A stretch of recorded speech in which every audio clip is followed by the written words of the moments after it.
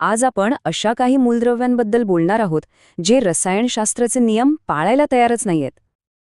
तर आज आपण बघणार आहोत 3D संक्रमण मालिका, म्हणजे स्कँडियमपासून झिंकपर्यंत. आणि यांच्या या विचित्र गुंतागुंतीच्या वागण्यामागे एक खूप साधं सोपं कारण आहे. तेच आपण आज शोधणार आहोत. बघा, आवर्त सारणीमध्ये बाकीच्या मूलद्रव्यांचे गुणधर्म कसे सरळ रेषेत बदलतात, पण यांच्या बाबतीत असं काहीच नाही. त्यांचे गुणधर्म पाहिले ना तर ते असे दिसतात, म्हणजे एकदमच गोंधळात टाकणारे चढउतार. पण या सगळ्या गोंधळामागे एक मास्टर की आहे, एक गुरुकिल्ली, जी हे सगळं काही अगदी सोपं करून टाकते. आणि याची सुरुवात होते त्यांच्या इलेक्ट्रॉनच्या रचनेपासून. आता बघा, नियम काय सांगतो की इलेक्ट्रॉन आधी कमी ऊर्जा असलेल्या 4s ऑर्बिटलमध्ये जातात आणि मग 3D मध्ये. पण इथेच तर खरी गंमत आहे. दोन मूलद्रव्य हा नियम सरळ सरळ मोडतात आणि तिथे आपल्याला एक आश्चर्यकारक बदल दिसतो. हे दोन बंडखोर आहेत, क्रोमियम आणि कॉपर. बघा, अपेक्षित संरचना वेगळी आहे आणि प्रत्यक्षात आढळलेली संरचना पूर्णपणे वेगळी. ते हा नियमित नियम का मोडतात? कारण त्यांना काहीतरी खास, काहीतरी अधिक स्थिर मिळवायचं असतं. आणि ते खास काय आहे? तर स्थिरता. बघा, हे भौतिकशास्त्राच्या एका सगळ्यात मोठ्या आणि मूलभूत नियमाचं पालन करत आहेत. प्रत्येक अणूला स्थिर व्हायचं असतं. आणि ही स्थिरता त्यांना दोन प्रकारे मिळते. एकतर डी सबशेल अर्ध भरलेलं असेल, D5, किंवा ते पूर्णपणे भरलेलं असेल, D10. या दोन्ही अवस्थांमध्ये इलेक्ट्रॉनचं वितरण सममित म्हणजे सिमेट्रिकल असतं, ज्यामुळे त्यांना प्रचंड स्थिरता मिळते. आणि हीच ती गुरुकिल्ली आहे ज्याबद्दल आपण बोलत होतो. चला, आता बघूया ही गुरुकिल्ली वेगवेगळ्या गुणधर्मांना कशी लागू होते. सुरुवात करूया अणूच्या आकारापासून. खरं तर अणूच्या आत एक सतत रस्सीखेच चालू असते. या रस्सीखेचीमध्ये दोन बाजू आहेत. एका बाजूला आहे न्यूक्लियस, जो आपल्या पॉझिटिव्ह चार्जमुळे इलेक्ट्रॉनला आतल्या बाजूला ओढतोय, आणि दुसऱ्या बाजूला आहे डी ऑर्बिटलमधले इलेक्ट्रॉन, जे बाहेरच्या इलेक्ट्रॉनसाठी एका ढालीसारखं काम करतात. ते न्यूक्लियसचं आकर्षण बाहेरपर्यंत पोचू देत नाहीत. यालाच आपण शिल्डिंग इफेक्ट म्हणतो. आणि ह्या रस्सीखेचीचा परिणाम काय होतो? तर आपल्याला अणूच्या आकारात एक 3 टप्प्यांची कहाणी दिसते. सुरुवातीला म्हणजे स्कँडियम ते क्रोमियम, न्यूक्लियसची ओढ जिंकते आणि अणू लहान होत जातो. मग मध्ये कुठेतरी क्रोमियम ते कॉपर, या दोन्ही शक्तींमध्ये एक संतुलन येतं आणि आकार जवळजवळ सारखाच राहतो. आणि शेवटी झिंकच्या बाबतीत काय होतं? तर शिल्डिंग इफेक्ट जिंकतो, कारण डी सबशेल पूर्ण भरलेलं असतं आणि अणूचा आकार पुन्हा वाढतो. ठीक आहे, आता अणूच्या आकारानंतर बघूया एका इलेक्ट्रॉनची किंमत, म्हणजेच आयनीकरण ऊर्जा. म्हणजे अणूमधनं एक इलेक्ट्रॉन बाहेर काढायला किती ऊर्जा लागते? आता साधारण नियम असा आहे की आपण जसं डावीकडून उजवीकडे जाऊ तसं इलेक्ट्रॉन काढणं जास्त कठीण होत जातं.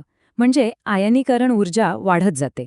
पण संक्रमण धातूंच्या बाबतीत हा ट्रेंडसुद्धा थोडा अनियमित आहे आणि यात काही खूप महत्त्वाचे अपवाद आहेत. तर मग मुख्य प्रश्न हा आहे की क्रोमियम, कॉपर आणि झिंक ही 3 मूलद्रव्य आपला इलेक्ट्रॉन सहजासहजी सोडायला तयार का नसतात? ते त्याला इतकं घट्ट का धरून ठेवतात? याचं उत्तर पुन्हा तिथेच आहे, स्थिरतेमध्ये. क्रोमियमच्या बाबतीत त्याचा D5 हा अर्ध भरलेला आणि स्थिर शेल मोडण्यासाठी खूप जास्त ऊर्जा लागते. कॉपर आणि झिंकच्या बाबतीत तर D10 म्हणजे पूर्ण भरलेला, अत्यंत स्थिर शेल असतो.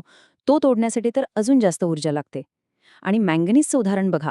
Mn+2 मधून तिसरा इलेक्ट्रॉन काढणं प्रचंड कठीण आहे, कारण तसं केल्यास त्याची स्थिर D5 अवस्था नाहीशी होईल. म्हणजे सगळा खेळ स्थिरतेचा आहे. म्हणजे बघा, पुन्हा एकदा तीच D5 आणि D10 संरचना समोर येते. अर्ध भरलेल्या किंवा पूर्ण भरलेल्या शेलची हीच इच्छा त्यांचे रासायनिक गुणधर्म ठरवत आहे.